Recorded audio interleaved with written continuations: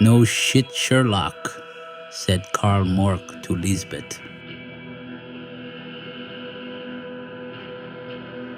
Hi everybody, my name is Per Eriksson and I am following in the fictional character's footsteps. This is Nordic Noir Locations podcast.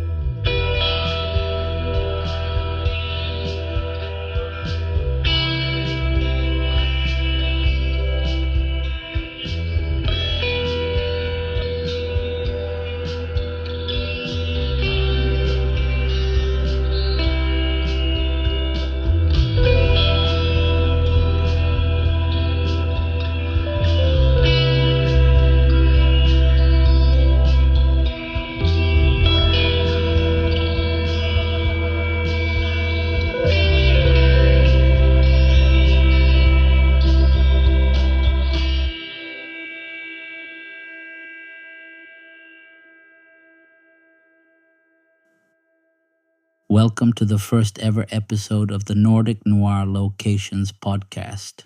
I hope you will enjoy it. I hope I will enjoy it. My name is Per Eriksson and I started the Facebook group Nordic Noir Locations. One of my hobbies is to follow in fictional Nordic Noir characters' footsteps, like Lisbeth Salander's and Martin Beck's apartments. Sit at the same table as Kurt Wallander and visit Sandhamn in the archipelago. I live in the outskirts of Sweden's capital, Stockholm. This is a pilot episode, so who knows where it ends? Wallander or Department Q maybe can figure it out. It is summer, and the Swedish summer has started with grey rain, Nordic Noir style, and very warm and sunny days like in the Sandhamn murder series in between. Perfect weather for some reading and a noir series or two. Today's focus will be on something that's been on my mind lately. Foreign adaptations on Nordic Noir crime series. And I am not a fan of it. So I will tell you why, instead of just sit here and be grumpy about it. To my help, I will have sidekick Jenny. Hi Jenny.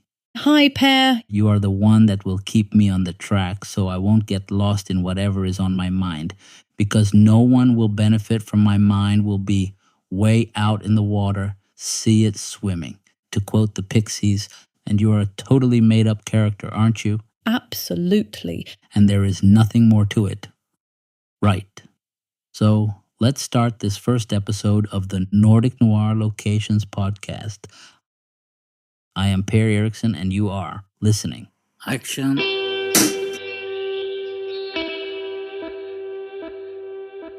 Varsågod börja. Nordic Noir adaptations are like trying to recreate your grandmother's secret recipe with store-bought ingredients.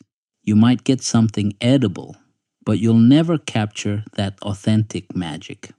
Today, we're exploring why these British and American remakes keep missing the mark.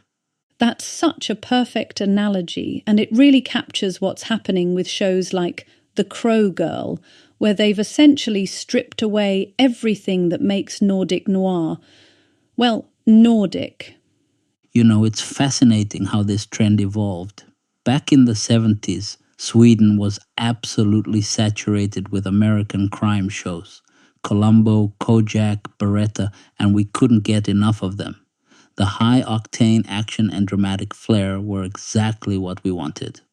So what changed? How did it go from embracing American-style police shows to this current preference for the more methodical Nordic approach? Well, it's been this gradual shift in storytelling preferences. As viewers matured, we started craving something deeper than car chases and shootouts. The British crime dramas initially filled that gap with their more intellectual approach. But even they couldn't capture the unique psychological depth that Nordic Noir brings to the table. Let's talk about that psychological aspect. How does it manifest differently in Nordic shows versus their British adaptations? Here's a perfect example. In Nordic Noir, an interrogation scene might involve a detective offering a suspect a cinnamon roll, creating this subtle psychological dance. Compare that to British adaptations, where every questioning becomes this power trip, with officers basically bullying suspects into submission. That's fascinating because it reflects such different cultural approaches to law enforcement, doesn't it? Exactly. And here's what's really interesting. When rapper A$AP Rocky was arrested in Sweden in 2019, his American lawyers came in expecting to run the show like they would in a US courtroom. They quickly discovered that Swedish justice operates entirely differently. No bail, no cameras, no theatrics, just methodical fact-finding. How does this methodical approach translate to storytelling in Nordic Noir? Think about Department Q. The original Danish version has this incredible psychological weight that the British adaptation just couldn't replicate.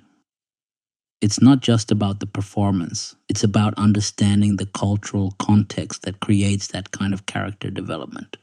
You mentioned earlier about the evolution of these shows.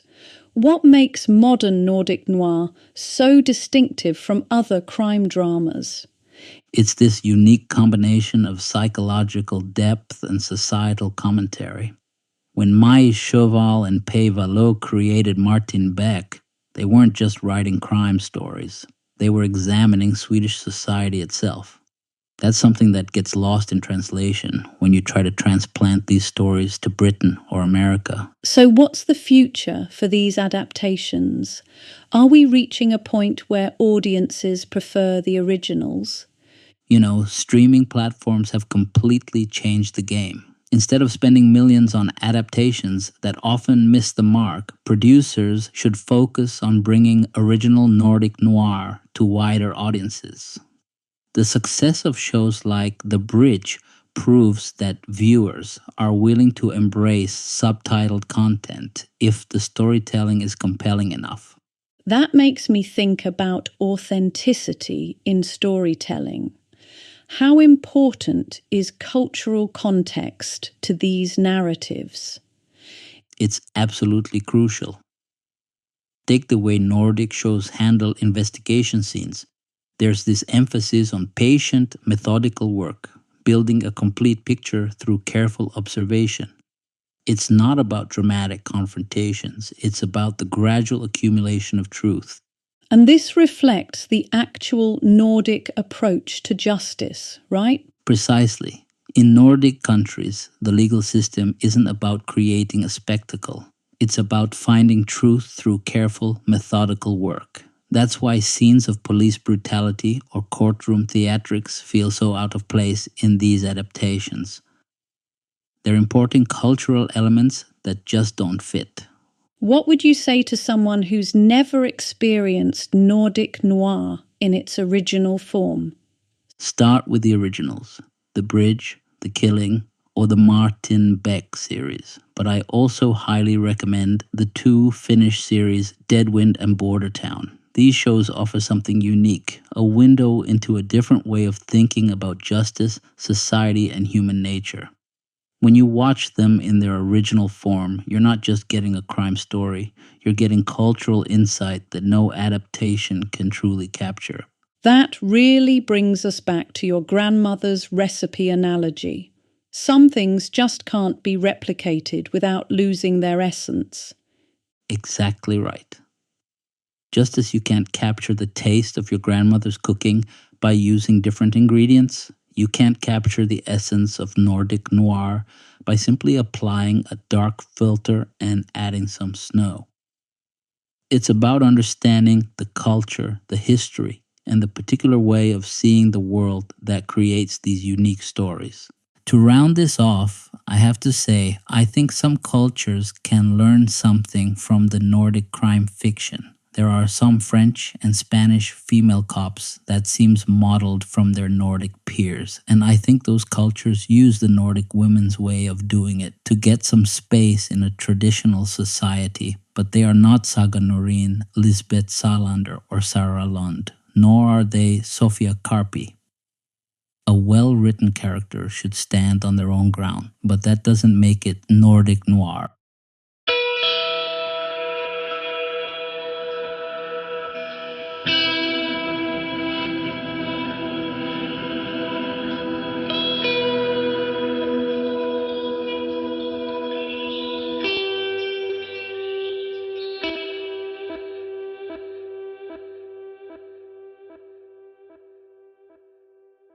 our favorite bridge has turned 25. The bridge between Malmö, Sweden and Copenhagen, Denmark became an icon in the Nordic Noir genre thanks to the TV series created by Hans Rosenfeldt. The bridge, the structure, not the series, was opened 25 years ago.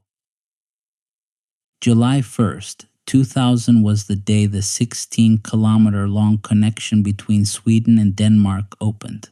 It is both a bridge and a tunnel. However, it was not without controversies the bridge came to be. In Sweden, there were not full political support for it, and even some activists were trying to stop the project.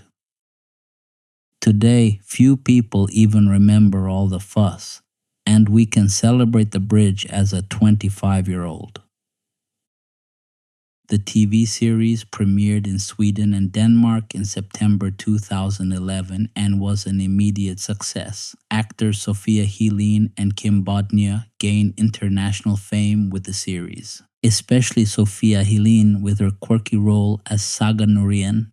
Many have also expressed that it put neurodiversity on the TV map, because isn't it some form of autism that makes Saga unique in the detective world?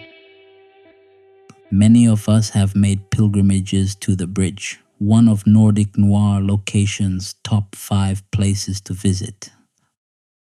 Acquaintances in Malmö don't understand what all the hype is about. It's just a bridge, they say. No, it's the bridge.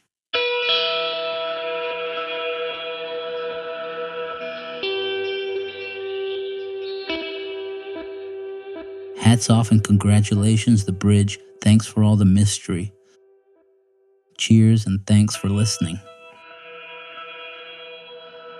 This was a pilot episode of the Nordic Noir Locations podcast, made by me, Per Eriksson. I hope you enjoyed it. If so, hit a like button or write a comment. That's all for now.